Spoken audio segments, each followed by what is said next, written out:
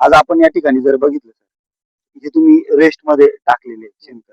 आता हे याला शेण म्हणायचं की खत म्हणायचं? काय काय म्हणाल तुम्ही याला? हे काय झाले फक्त शेण झालेले. खत कशाला म्हणायचं? ते परिपक्व कंपोस्ट होतं. ज्या शेणखतातून तुम्हाला उष्णता मिळते, म्हणजे असं लालसर होतं आणि त्यातून वाफ निघते आणि त्याचं डायरेक्ट पिठावानी किंवा आपण म्हणतो चहा पावडर. चहा पावडर सारखे असं चायपत्ती सारखे ते व्हायला पाहिजे. आता शेणखत नाही टाकायचं म्हणल्यावर मग काय टाकायचं बागाला चांगला डोस? आता एक लक्षात घ्या, शेणखत नाही टाकायचं तर याला दुसरा ऑप्शन आहे, आपण कृषीधन. नुसतं आपलं ते म्हणून नाही सांगत, ऍक्च्युली ते वर्षभर कंपोस्ट केलं जातं. तुम्ही कृषीधन बघितलंय कसं एकदम लालसर आणि मऊ पिठावानी. तर कृषीधन मध्ये ह्या प्रकारचे जे कंटेन असतात त्याच्यापेक्षा 13% म्हणजे पटीने आपण त्यामध्ये कंटेन टाकलेले. त्यामध्ये सर्व कंटेन परिपूर्ण आहे आणि ते तुम्हाला 1 टन शेणखत आणि 1 कृषीधनची बॅग ही इक्वल, म्हणजे त्या क्वांटिटी जरी मोठ कमी जास्त असतील तर त्याची ताकद एक आहे. माझ्या दृष्टीने हे जे शेण आहे किंवा शेणखत आहे हे झाडाच्या दृष्टीने महत्वाचं नाही, हे भूसुधारक आहे. म्हणजे जमिनीच्या दृष्टीने महत्वाचं आहे. हे जमिनीसाठी आपण काम करतोय, तर हे झाडाला काहीच उपयोग नाही आता या शेणखताचा.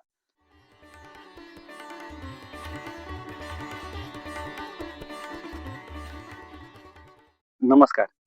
आज आपण डाळिंब बागेमध्ये आणि कोणतीही फळबाग म्हटलं की त्या बागेमध्ये रेस्ट पिरियड हा खूप महत्वाचा असतो आणि त्या रेस्ट पिरियड मध्ये आपल्याला जो बेसल डोस द्यायचा असतो तर त्यावर म्हणजे तो योग्यरित्या देणं खूप महत्वाचं आहे. तर आपल्या बागेचं भवितव्य आपल्याला म्हणजे त्यामध्ये पुढचं भवितव्य आपल्याला दिसत असतं, बरोबर. जे मित्र रेस्ट मध्ये बेसल डोसवर म्हणजे शेणखत वापरतात. आता शेणखत वापरत असताना आज आपण इथं बघितलं म्हणजे शेण आणि खत या दोन शब्दांचा आपण जर विग्रह केला तर शेण वेगळं आणि खत वेगळं. आज आपण या ठिकाणी जर बघितलं तर हे तुम्ही रेस्ट मध्ये टाकलेले शेणखत. आता हे याला शेण म्हणायचं की खत म्हणायचं? काय काय म्हणायचं? हे काय झाले फक्त शेण झालेले. खत कशाला म्हणायचं? ते परिपक्व कंपोस्ट होतं.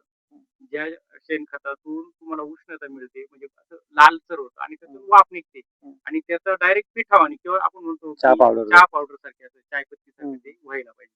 तसं झालेलं दिसतंय तुम्हाला. आता हे 2-2.5 महिन्यापासून मातीत आहे तरी सुद्धा कसं आहे, हिरवगार आहे. म्हणजे काय झाले, आज शेणखत नाही झाले, शेण फक्त फॅक्टरी झाले शेणाच्या. खताचा विषय संपलेला आहे. आता शेणखत नाही टाकायचं म्हणल्यावर मग काय टाकायचं बागाला चांगला डोस? आता तुम्ही हा जो प्रश्न विचारलाय हा योग्य प्रश्न विचारलाय. आता बऱ्याच शेतकऱ्यांना प्रश्न पडतो, आपण प्रत्येक व्हिडिओ मध्ये सांगतो की हे शेणखत आहे, शेणखत नाही, हे भुसा खत आहे किंवा गौरी खत आहे. मग आता हे नाही टाकायचं मग काय टाकायचं सेंद्रिय मध्ये? आता हे बघा सर, तुम्ही जो प्रश्न विचारला हा प्रत्येकाला प्रश्न पडलेला आहे. ऑप्शन नसल्यामुळे आपण हा एक प्रयोग करतो, बरोबर. आता एक लक्षात घ्या, शेणखत नाही टाकायचं तर याला दुसरा ऑप्शन आहे, आपण कृषीधन. नुसतं आपलं ते म्हणून नाही सांगत, ऍक्च्युली ते वर्षभर कंपोस्ट केलं जातं. तुम्ही कृषीधन बघितलंय कसं एकदम लालसर आणि मऊ पिठावानी. तर कृषीधन मध्ये ह्या प्रकारचे जे कंटेन असतात त्याच्यापेक्षा 13% म्हणजे पटीने आपण त्यामध्ये कंटेन टाकलेले. त्यामध्ये सर्व कंटेन परिपूर्ण आहे आणि ते तुम्हाला 1 टन शेणखत आणि 1 कृषीधनची बॅग ही इक्वल, म्हणजे त्या क्वांटिटी जरी मोठ कमी जास्त असतील तर त्याची ताकद एक आहे. या खतामध्ये काय सेंद्रिय खत जे पण आपण वापरतो तर त्याच्यामध्ये सेंद्रिय कर्बाचं प्रमाण जास्त असतं. माझ्या दृष्टीने हे जे शेण आहे किंवा शेणखत आहे हे झाडाच्या दृष्टीने महत्वाचं नाही, हे भूसुधारक आहे. म्हणजे जमिनीच्या दृष्टीने महत्वाचं आहे. हे जमिनीसाठी आपण काम करतोय, तर हे झाडाला काहीच उपयोग नाही आता या शेणखताचा.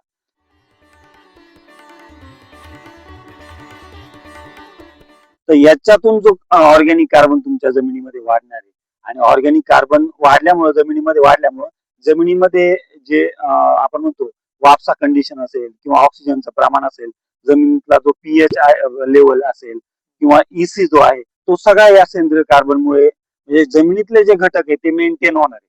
आणि जर जमिनीतले घटक मेंटेन झाले तर तुम्ही ड्रिप फर्टिगेशन करते वेळी किंवा रासायनिक जेव्हा तुम्ही बेसल डोस मध्ये रासायनिक खतं देता दाणेदार खतं, त्याचं योग्य चिलेशन होऊन ते आपटे करून देण्याचं काम हा सेंद्रिय कर्ब जमिनीमध्ये करत असतो. तुम्ही म्हणजे कृषी दलामध्ये काय असं जे शेणखतामध्ये विचारायला पाहिजे ना शेतकऱ्यांनी. तर म्हणजे असा प्रश्न ज्या शेतकऱ्यांना पडला असेल त्या शेतकऱ्यांसाठी सांगतो, कृषी धन हे 6 ते 7 महिने कंपोस्ट केलेलं खत आहे आणि त्याच्यामध्ये जवळजवळ 13 प्रकारचे कंटेन आपण एकत्र करून ते 6-7 महिने पुरवलेले.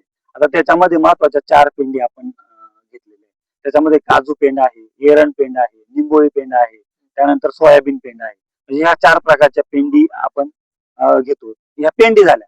त्यानंतर तंबाखू डस्ट आहे, त्यानंतर जिप्सम आहे, त्यानंतर कोंबड खत आहे, त्यानंतर बोन मिल आहे, बरोबर. त्यानंतर सिटी वेस्ट आहे, सिटी बोंडेज आहे आणि 4 प्रकारचे एनपीके बॅक्टेरिया. शेणखताची सुद्धा क्वालिटी वाढली पाहिजे, बरोबर. आता ज्यांच्याकडे जनावर आहे ते शेतकरी पण प्रश्न विचारतील की आमचं घरचं शेणखत आहे, बरोबर आहे, मग आम्ही का फेकून द्यायचं का, ते वापरायचं नाही म्हणून, बरोबर आहे का नाही. शेतकरी आहेत, त्यांना हा, आता काही शेतकऱ्यांच्या घरी जनावर आहे आणि त्यांच्या घरी बागा असतील, मग त्यांनी शेणखत फेकून द्यायचं का, तर त्याच्यासाठी पण आपल्याकडे ऑप्शन आहे. म्हणजे असा जर कोणी प्रश्न विचारला की आमच्या घरच्या शेणखताचं करायचं का, तुम्ही या शेणखताची सुद्धा क्वालिटी कृषीधन सारखी बनवू शकता. त्याच्यासाठी आता सरांनी सांगितलं, आज सर पण म्हटले समाधान सर, की आज गायी फक्त दूध उत्पादनासाठी आणि एक युरिया विस्कटणार किंवा नत्र विस्कटणार मशीन म्हणून आज गायीकडे पाहिलं जातं थोडक्यात, किंवा तिचा उपयोग तेवढ्या पुरताच आहे. पण तुम्हाला दूध उत्पादन पण मिळालं पाहिजे आणि तिच्यापासून जे हे शेण मिळणार आहे त्याचं एकदम कंपोस्ट चांगलं जर खत तयार करायचं असेल तर त्याच्यासाठी एक एसबीटीचा आपलं एक मिल्क बुस्टर म्हणून प्रोडक्ट आहे. म्हणजे एकदम रामबाण आपण इलाज त्याच्यावर म्हणू. तुम्हाला त्याच्यामुळे काय होणार, त्या प्रोडक्टचा जर नियमित वापर जर दूध उत्पादक शेतकऱ्यांनी जर केला, बरोबर. आज तुमचे 10 जनावर आहे, 5 जनावर आहे, बरोबर. सर्व जनावरांना जर तुम्ही जर केला तर तुमच्या लक्षात काय येईल, एक महिनाभर जर तुम्ही कंटिन्यू वापर केला तर पहिली गोष्ट म्हणजे तुमच्या या शेणाची क्वालिटी सुधारणार. मिल्क बुस्टर आल्यावर तुम्ही 1 महिन्यामध्ये जर ऑब्झर्वेशन केलं, जी गाय पातळ शेण देते किंवा चरबट शेण देते, चारा तिचा शेणात येतोय किंवा त्या शेणाचा वास येतोय, तर 1 महिन्यामध्ये तुम्हाला हे सर्व जे आहे याच्यामध्ये 100% तुम्हाला बदल झालेले अनुभवायला मिळतील. भरपूर शेतकऱ्यांचा अनुभव आहे ना. आणि हा अनुभव तुम्हाला प्रत्यक्षरित्या बघायचा असेल तर एक तर तुम्ही वापरलं पाहिजे किंवा सॉइल बुस्टर टेक्नॉलॉजी युट्यूब चॅनलला तुम्ही भेट देऊन या जे शेतकरी वापरतायत त्यांचा अनुभव ऐकला पाहिजे.